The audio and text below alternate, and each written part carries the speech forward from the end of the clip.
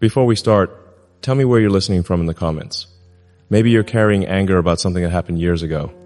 Maybe someone close to you betrayed your trust, and you're still feeling that pain. Maybe you're struggling to forgive yourself for mistakes you've made.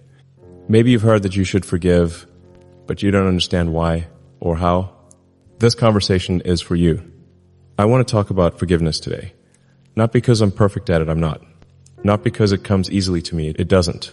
But because I've learned something about forgiveness that I wish someone had told me 20 years ago, something that might save you from carrying burdens that are stealing your peace and your energy.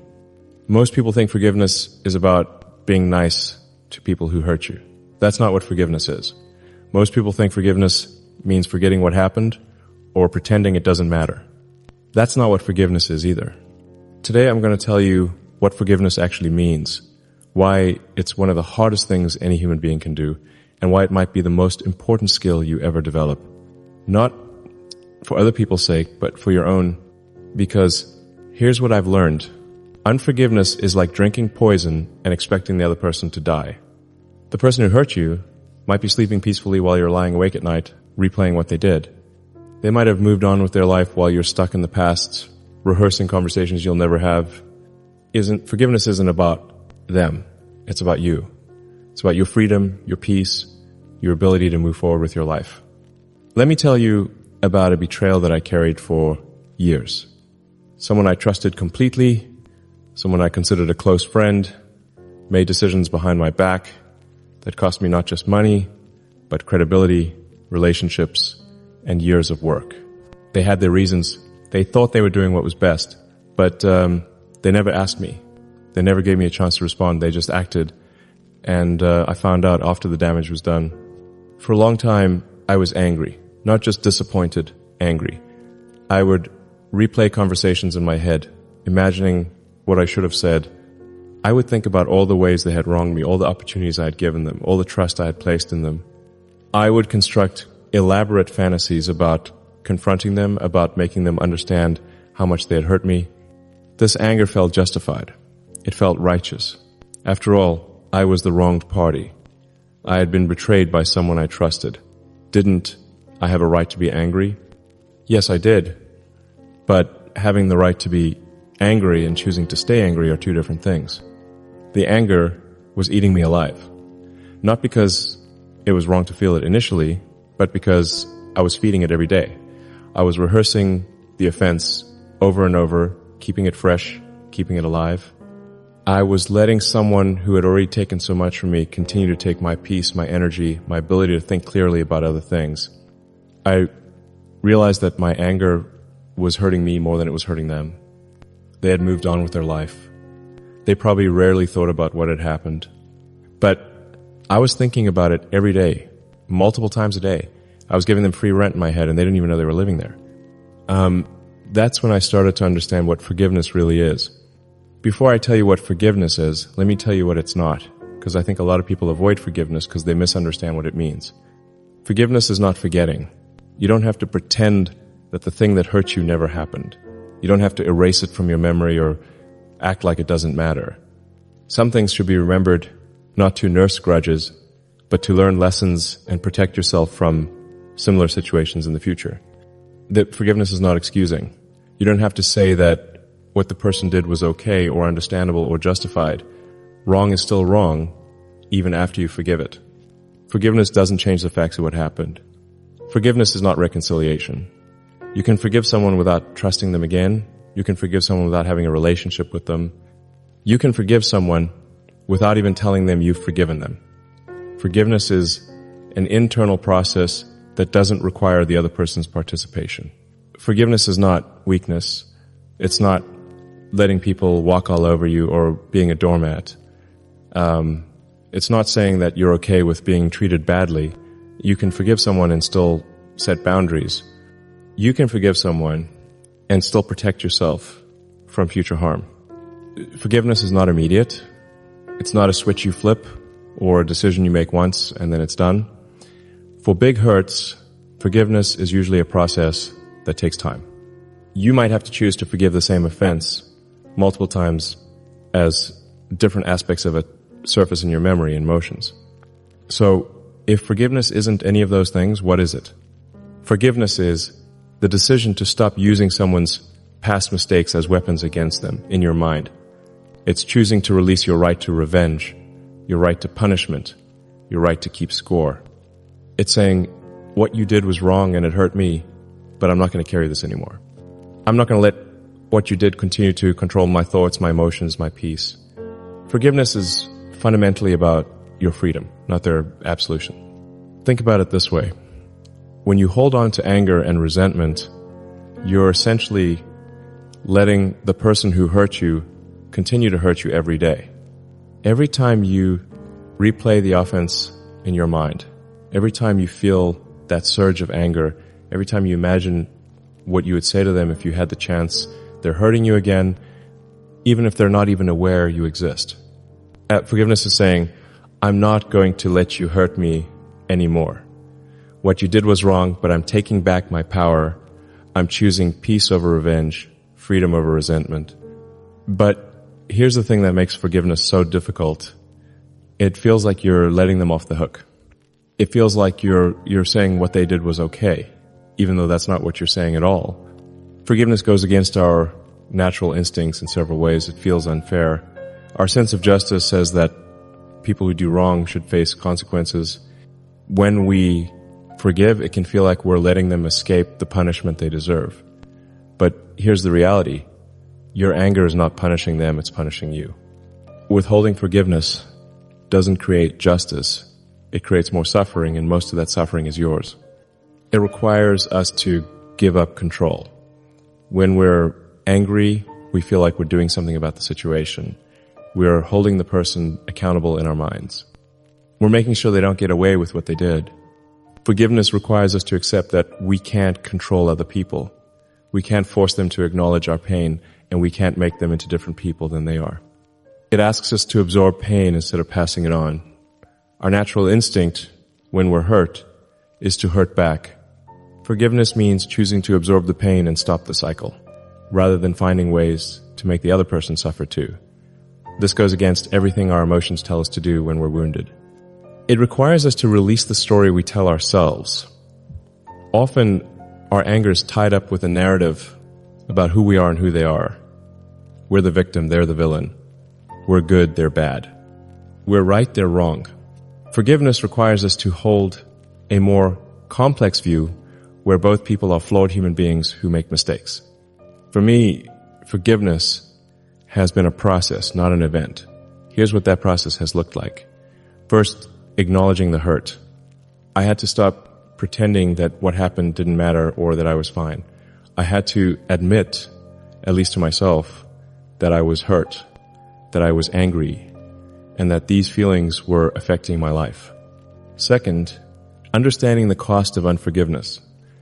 I had to honestly assess what carrying this anger was costing me. How much mental energy was I spending on it? How was it affecting my relationships with other people? How was it impacting my ability to focus on positive things in my life? Third, choosing to let go. This is the hardest part. It's the actual decision to release the right to revenge, to stop rehearsing the offense, to stop trying to make the other person pay for what they did. For me, this often requires prayer or meditation, some way of consciously releasing the burden I've been carrying. Fourth, redirecting my energy. Once I've made the decision to forgive, I have to find positive ways to use the mental and emotional energy that was previously devoted to anger. This might mean focusing on my work, my relationships, my goals, or my personal growth. Fifth, reinforcing the decision. Like I said, forgiveness often isn't a one-time event. When memories of the offense surface, when I feel anger rising again, I have to remind myself that I've already chosen to forgive. I have to consciously redirect my thoughts towards something more productive. The most surprising thing about forgiveness is how much it benefits the person doing the forgiving. When I finally let go of that long-held anger, it was like setting down a heavy backpack. I didn't realize I was carrying. I had more energy for positive things. I could think more clearly. I slept better. I was more present in my relationships. But beyond the personal benefits, forgiveness taught me something important about human nature. Everyone is fighting battles we know nothing about. Everyone has reasons for the behavior that made sense to them at the time, even if those reasons seem incomprehensible to us. This doesn't excuse harmful behavior, but it helps explain it. And understanding, even if we don't agree, can be the beginning of forgiveness. The person who betrayed my trust wasn't evil. They weren't sitting around plotting how to hurt me. They were making decisions based on their own fears, their own understanding of the situation, their own priorities. Those decisions hurt me, but they weren't necessarily intended to hurt me. Recognizing this doesn't make what they did right, but it makes them human. And it's easier to forgive human mistakes than it is to forgive deliberate evil.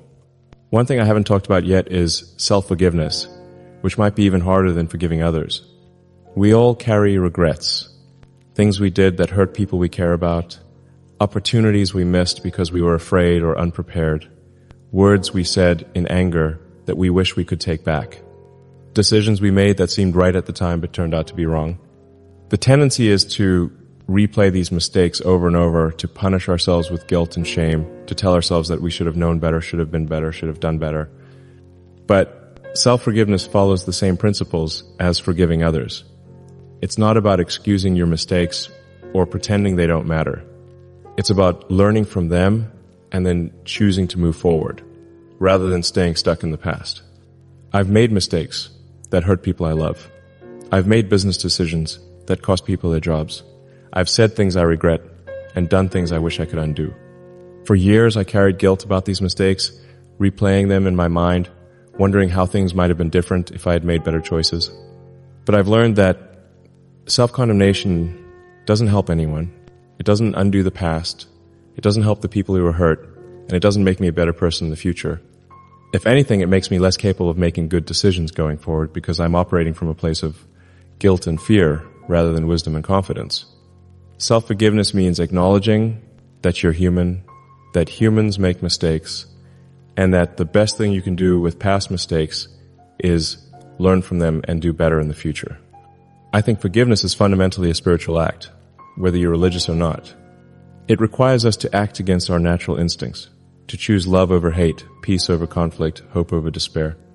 Every major religious tradition emphasizes the importance of forgiveness. Christianity teaches that we should forgive others as we've been forgiven by God. Buddhism teaches that holding on to anger is like grasping a hot coal with the intent to throw it at someone else. You're the one who gets burned. Islam teaches that forgiveness is closer to righteousness. Judaism teaches that forgiveness is a sign of strength, not weakness. But even if you're not religious, forgiveness connects you to something larger than your immediate emotions and reactions. It connects you to the possibility of healing, growth, and transformation. It connects you to your highest self rather than your wounded self. When I forgive someone, I'm not just making a practical decision about how to use my mental energy. I'm making a statement about what kind of person I want to be and what kind of world I want to live in. I'm saying that love is stronger than hate, that healing is possible, that people can change, that hope is reasonable. One of the most beautiful things about forgiveness is how it affects other relationships. When you learn to forgive, you become more forgiving in general. You become quicker to give people the benefit of the doubt, slower to take offense, more willing to work through conflicts rather than writing people off. This makes all your relationships better. Your friends, your family, your colleagues, they all benefit when you become someone who can forgive and move forward, rather than someone who holds grudges and keeps score. Children especially benefit from being around forgiving people. They learn that mistakes don't define you, that relationships can survive conflict, that love is stronger than anger. They learn that it's possible to be hurt and still choose healing, to be wronged and still choose peace. I want to be clear about something. Some hurts are bigger than others, and some situations make forgiveness much more difficult. If you've experienced abuse, if someone has deliberately tried to destroy your life, if you've lost someone you love because of another person's actions, and forgiveness in those situations isn't something you just decide to do one day and then it's done. It's a long, difficult process that might require professional help, spiritual guidance, and a lot of time. Don't let anyone pressure you to forgive before you're ready. Don't let anyone tell you that you're weak or vindictive. If forgiveness doesn't come quickly or easily. Some wounds take time to heal, and that's okay. But even in the most difficult situations, I believe forgiveness is ultimately beneficial for the person who was hurt.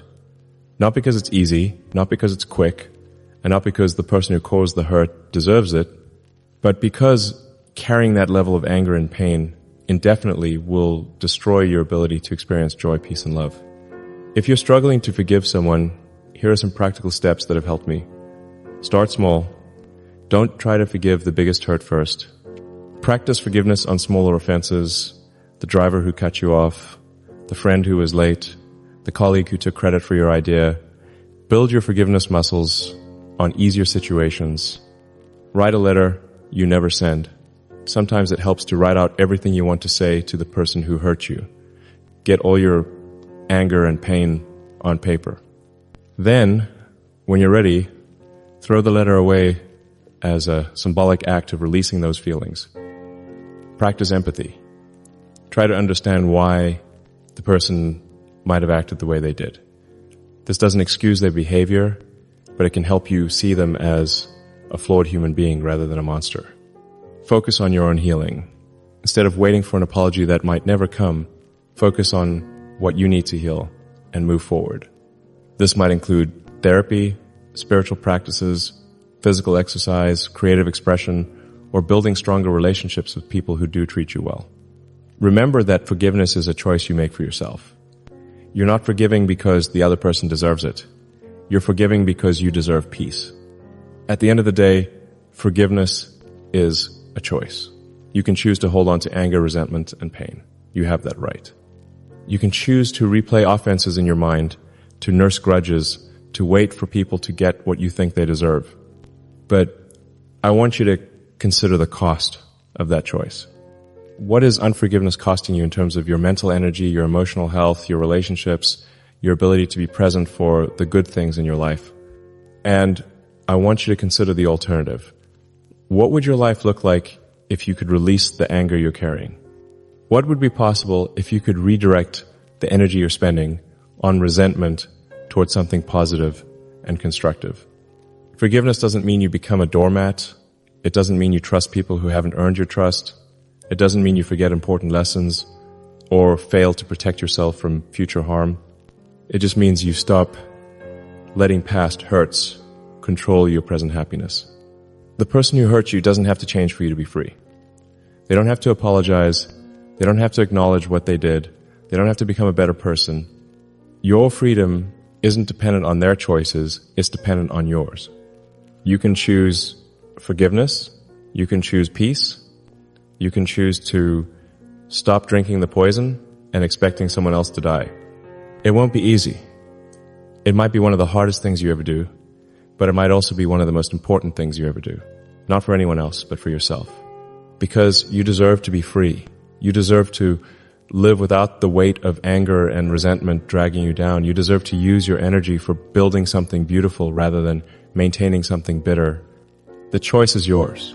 The freedom is waiting. Share this with someone who might need to hear it. Subscribe if these conversations help you think differently about healing and moving forward. And remember, forgiveness isn't about being perfect, it's about being free. What burden are you ready to set down today?